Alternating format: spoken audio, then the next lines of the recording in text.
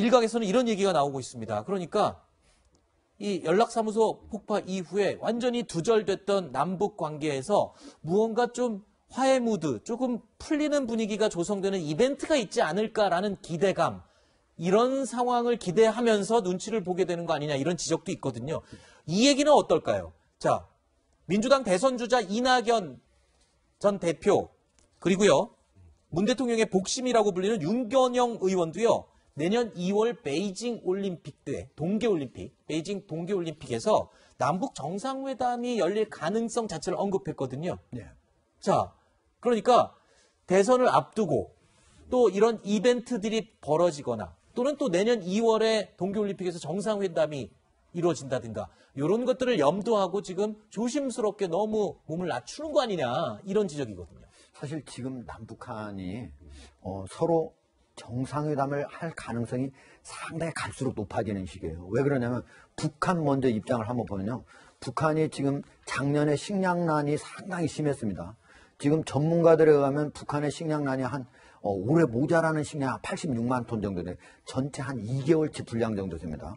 북한에서는 200만 톤이 모자란다고 얘기를 해요. 그러나 네. 전문가들 얘기는 그 정도는 아니고 그래 한 80만 톤 정도 이상은 지금 모자란다 이렇게 보는데, 그리고 또 하나는 뭐냐면 백신이 지금 북한에 백신이 못 가고 있잖아요. 네. 근데 중국은 자체 백신 2가지를 개발해가지고 했거든요. 근데 그게 다른 나라 남미도 가고 그다음 아프리카도 갔는데 다 물백신이라고 해서 그게 전체 항체 형성률이 40%, 50% 이 정도뿐이 안 되는 거예요. 그러니까 북한이 그것도 가져다 쓰기도 어려워요. 결국은 남쪽에서 우리가 확보한 백신을 갖다 주기를 지금 기다리고 있을 때 이 2가지가 매우 시급한 상태고, 우리 남쪽에서는 지금 문재인 정부 같은 경우는 지금 어떻게든 북핵을 해결하고 평화체제를 한반도에 임기 5년 동안에 네. 그 기초라도 놓으려고 했던 건데 지금 하나도 안 된 거잖아요. 네. 그러면 지금 이거를 어떻게든 물꼬를 터야 되는데 베이징 올림픽이 내년 2월입니다. 이때 우리 문재인 대통령도 베이징 가야지만은 김정은도 갈 가능성이 있거든요. 네. 그럼 거기서 만날 거 아니냐. 네. 그러면 뭔가 물꼬가 트일 거 아니냐. 이거는 결국 내년 대선 3월 9일 날 바로 대선이 있지 않습니까? 거기에 아주 결정적인 역할을 할 가능성이 그렇죠. 있거든요. 그런 등등으로 인해서 지금 바로 그 기초를 쌓으려면 올해 바로 8월에 준비되어 있는 이런 을지 프리덤 가디언이라고 하는 이 훈련을 중단을 시키거나 아니면 연기를 시켜서 기초를 쌓아야 되는 거 아니냐 하는 게 여당의 시각일 거라고, 그리고 청와대의 시각일 거라고 봅니다. 네. 일각에서는 지금 또 그렇죠. 이 남북 연락사무소 폭발, 그리고 공무원 피살 사건에 대한 사과나 언급 자체가 없는 상황에서 이벤트를 먼저 앞세우는 게 과연 옳은 것이냐, 지금 이 얘기까지 나오고 있는데, 국립외교원장으로 지금 내정된 인물이죠. 홍현익 세종연구소 수석연구원은요, 어제 한 라디오 프로그램에 출연해서 내년에 열리는 이 동계올림픽에서 4자 회담 가능성 언급을 했습니다. 문재인 대통령이나 김정은 위원장은 가질 가능성이 크니까, 문재인 대통령이. 예. 그러면은 우리가 시진핑 주석 계속 안 오고 있잖아요. 근데 우리가 한중 관계도 중요하니까 거기서 남북중 3자 회담이 된다 그러면 바이든이 빠지겠어요? 그럼 나도 가겠다. 그렇게 오겠죠. 지난달에 외신 반로는 이 남북 정상회담 추진설이 제기되기도 했습니다. 당시 보도가 나왔을 때 청와대에서 굉장히 신중하고 예민하게 반응을 보였었거든요.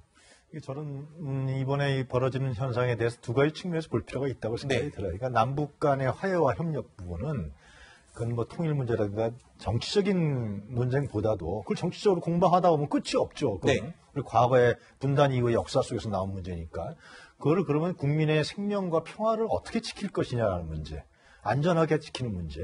사실상 2017년에 트럼프하고 김정은 핵단추를 누른다고 해서 얼마나 한반도가 긴장해 국민들이 불안해했습니까? 사실 지금은 그런 건 없어졌잖아요. 지금은 북한이 도발하고 있지는 않잖아요. 상당히 진전된 거거든요. 향후에 이 진전된 관계를 남북 간의 교류와 평화를 하면서 국민들이 안전하게 그리고 평화롭게 살 수 있냐라는 문제가 초점이고, 2번째 문제는 지금 남북 정상회담에 나온 거는 조 바이든의 대외 정책과 상당히 깊은 관련이 있어요. 그러니까 대중국 견제하는데 북한을 미국에 포섭하면서 미국의 영향력을 넣다 보면은 그 자체적으로 이제 중국이 된다는 거예요. 베트남 같은 경우도 베트남과 미국과 수교하면서 사실상 베트남이 중국의 견제책으로 작용하고 있거든요. 그런 네. 측면에서 조 바이든의 대중국 견제 정책에 이 동북아시아에 대해 외교 안보 정책 이 부분이 지금 한국과 맞는 거거든요. 그런 측면에서 본다 그러면은 단순하게 남북 간의 대결, 뭐 김정은 뭐 내년 대선 이런 부분의 그림은 좀 다른 측면으로 우리가 볼 필요가 있다라는 생각이 듭니다. 네. 일단 야당에서는 남북 관계를 정치에 이용하는 것 아니냐. 속된 말로 쇼를 하는 거다. 뭐 이렇게까지 비판을 하고 있어요. 야당 입장에서는 지금 아까 앵커도 지적하셨던 것처럼 그동안에 있었던 연락사무소 폭파부터 우리나라 국민이 피살되거나 이런 과정에서 단 한 번도 북한의 사과도 얻어낸 적이 없었고, 그리고 그동안 정상회담부터 뭐 여러 가지 있었지만 북핵에 관련된 어떠한 진전도 없었고, 그리고 북한에서 뭔가 불편함을 표시하면 우리가 계속 저 자세만 나가야 되고, 그런 와중에서 정상에 둘이 만나면 뭐 하느냐.